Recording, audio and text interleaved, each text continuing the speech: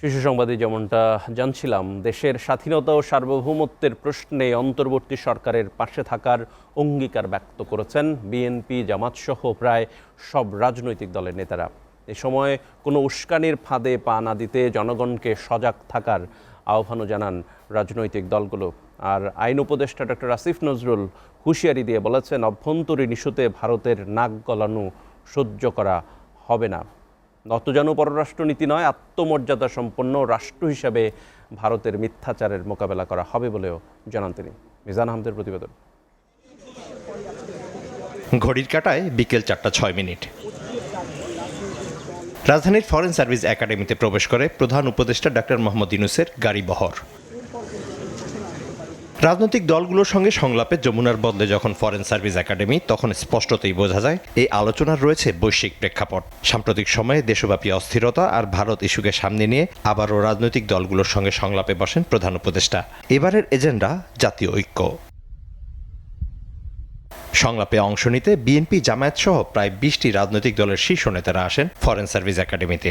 বৈঠক চলে প্রায় 2.5 ঘন্টা। বৈঠক শেষে আনুষ্ঠানিক প্রতিক্রিয়া জানান রাজনৈতিক দলগুলোর নেতারা। এদিন বিএনপি মহাসচিব দেশের বাইরে থাকায় ডক্টর খন্দকার মোশাররফ হোসেনের নেতৃত্বে সংলাপে অংশ নেয় বিএনপির 5 সদস্যের প্রতিনিধি দল। আর 5 সদস্যের প্রতিনিধি দলের নেতৃত্ব দেন জামায়াত আমির ডক্টর শফিকুর রহমান। দেশের সার্বভৌমত্ব অখণ্ডতার প্রশ্নে জাতীয় ঐক্যের আহ্বান ছিল বড় দুটি দলের নেতাদের কণ্ঠে। এই যে ষড়যন্ত্র হচ্ছে, এটা বাংলাদেশের জনগণের মধ্যে বিভেদ সৃষ্টি করার জন্য অপচেষ্টা হচ্ছে। অতএব আমরা সরকারের সাথে ঐক্যমত প্রকাশ করেছি যে আমরা সকলে জনগণ যেমনিভাবে জুলাই আগস্টে ছাত্র জনতার গণ অভ্যুত্থানের মাধ্যমে এই ফ্যাসিস্ট সরকারকে বিদায় করা হয়েছে, সেইভাবেই এদেশের ছাত্র জনতা সকলে মিলে এই ষড়যন্ত্রকে আমরা সকলে মোকাবেলা করব। মিথ্যা তথ্যের উপর নির্ভর করে বাংলাদেশকে কলুষিত করার জন্য, এই সরকার এবং জনগণকে ব্যর্থ করার জন্য তারা দুনিয়ার বিভিন্ন জায়গায় অপপ্রয়াস চালাচ্ছেন এবং অপপ্রচার চালাচ্ছেন। আমাদের দেশের ভাবমূর্তি নষ্ট যারা করছে তাদেরকে বুঝানো যে তোমরা আমাদের প্রতিবেশী, আমরা যদি ভালো থাকি তোমরাও ভালো থাকবা, আমরা ভালো না থাকলে তোমরা ভালো থাকবা কেমনে, এই বিষয়গুলো তো আসবে, অবভিয়াসলি আসবে। ভারতের মিথ্যাচারের যুদ্ধ মোকাবেলায় সবাইকে সজাগ থাকার আহ্বান জানান রাজনৈতিক দলের শীর্ষ নেতারা। যে আমরা বাংলাদেশ স্বাধীনভাবে নিজেদের সম্মান নিয়ে, বন্ধুত্বের সম্পর্ক নিয়ে বাঁচতে চাই। আমরা কারো কাছে মাথা নত করব না। আমরা বলেছি বাংলাদেশের মানুষ কোনো উস্কানিতে আমরা পা দেব না।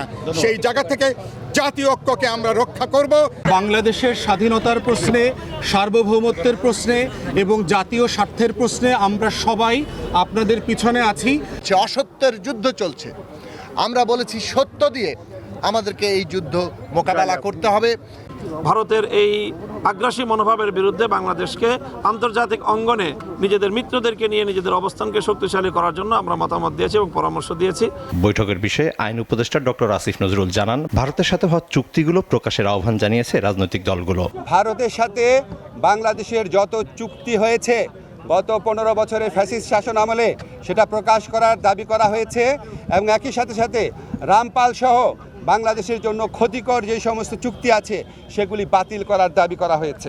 মিথ্যাচার এবং অভ্যন্তরীণ ইস্যুতে নাক গলালে ছাড় না দেওয়ার হুঁশিয়ারিও দেন তিনি।